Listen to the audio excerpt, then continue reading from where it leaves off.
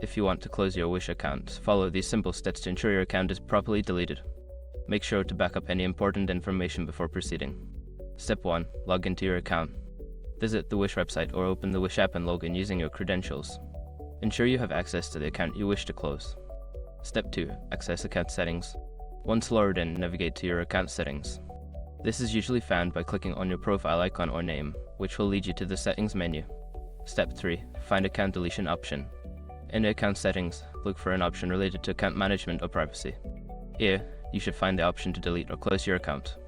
Step 4. Follow deletion instructions. Click on the account deletion option and follow the on-screen instructions. You may be asked to confirm your decision and provide a reason for closing your account. Step 5. Confirm account closure.